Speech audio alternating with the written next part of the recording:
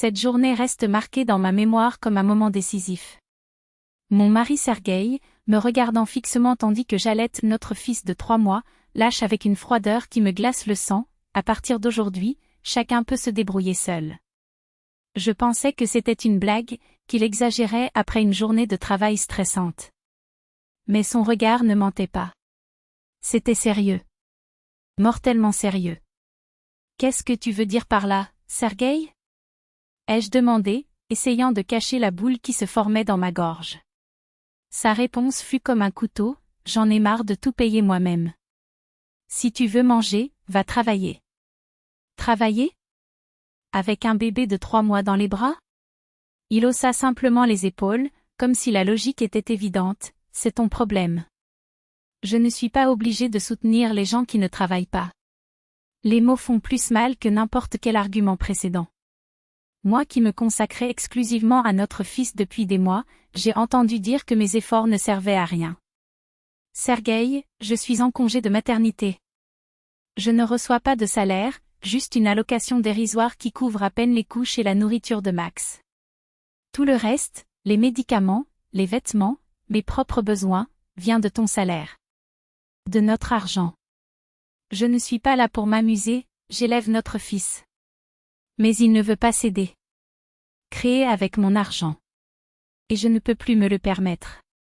Si vous voulez l'indépendance, trouvez un moyen. Embauchez une nounou. L'ironie était cruelle: avec quel argent, Sergueï? Mon salaire de mère ne couvre même pas la moitié d'une nounou. Vous voulez que je travaille pour payer quelqu'un qui s'occupe de notre fils pendant que je travaille? C'est un cercle vicieux insensé. Il a insisté, comme si les mathématiques de la vie étaient simples: votre travail ne génère pas de revenus. Rester à la maison n'est pas un travail.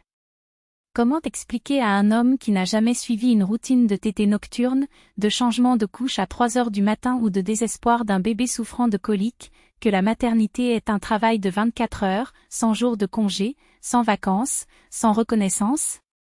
Tu penses que s'occuper d'un nouveau-né est des vacances? Que je passe la journée à regarder la télévision pendant que Max pleure dans son berceau? Sa réponse a été un coup bas: si c'est si dur, pourquoi ne trouvez-vous pas un travail comme tout le monde? Comme tout le monde, répondis-je, sentant ma colère bouillonner. Avez-vous déjà essayé de concilier un travail de 8 heures avec un bébé qui ne comprend pas les horaires, qui dépend de moi pour tout? Qui tombe malade, qui a besoin de moi à toute heure? C'est alors que je me suis lancé le défi qui allait tout changer: si c'est si simple, garde-le demain. Juste un jour. J'irai travailler et tu verras comment ça se passe. Il accepta avec confiance. Ça ne devrait pas être si compliqué. J'ai tout préparé: des biberons de lait maternel exprimé, une liste détaillée des horaires, des astuces pour calmer Max. Le lendemain, j'ai quitté la maison le cœur lourd, mais déterminé à prouver mon point de vue. 8 heures plus tard, je suis revenu sur une scène de guerre. Sergueï, les yeux cernés et la chemise froissée, essayait en vain de calmer notre fils qui pleurait désespérément. La maison était en désordre et son regard était celui d'une défaite absolue. Comment était-ce? Ai-je demandé, connaissant déjà la réponse. Difficile, bien plus difficile que je ne l'imaginais, avoua-t-il en passant la main sur son visage épuisé. Il ne s'arrête pas. Il ne dort pas correctement. Il pleure sans raison. Et je ne savais pas quoi faire. C'était suffisant. Maintenant, tu comprends? Je fais ça tous les jours. Seul. Aucune aide.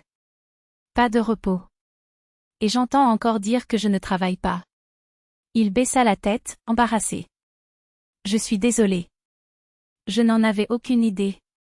Cette nuit-là, quelque chose a changé. Il ne s'agissait pas seulement d'excuses, mais aussi de la véritable compréhension qu'élever un enfant n'est pas une faveur que je lui rendais, mais un travail dur et essentiel qui mérite respect et soutien. Je vais aider davantage, a-t-il promis. Je ne peux pas te payer de salaire, mais je peux partager les responsabilités. Je m'occuperai de Max le week-end, la nuit, quand tu as besoin de te reposer. Aujourd'hui, lorsque j'entends des histoires d'hommes qui exigent que leur femme en congé de maternité se débrouille seule, je ressens un mélange de pitié et d'indignation. C'est dommage, car ils n'ont aucune idée de ce qu'ils demandent. Révolte, car réduire la maternité au « ne pas travailler », c'est ignorer la réalité la plus cruelle et la plus belle de la vie. Élever un enfant est le métier le plus exigeant qui soit. Il n'y a pas d'horaire, il n'y a pas de congé, il n'y a pas de reconnaissance immédiate. Mais c'est le travail qui construit l'avenir. Si toi, mec, tu penses que ta femme ne fait rien à la maison, c'est une seule journée à sa place. Une journée entière. Aucune évasion. C'est seulement alors que vous comprendrez que l'expression « chacun pour soi » ne s'applique pas lorsqu'il y a un bébé dans le mix. Parce que mère n'est pas synonyme d'oisiveté, elle est synonyme de don ininterrompu. Et cela, oui, mérite d'être valorisé.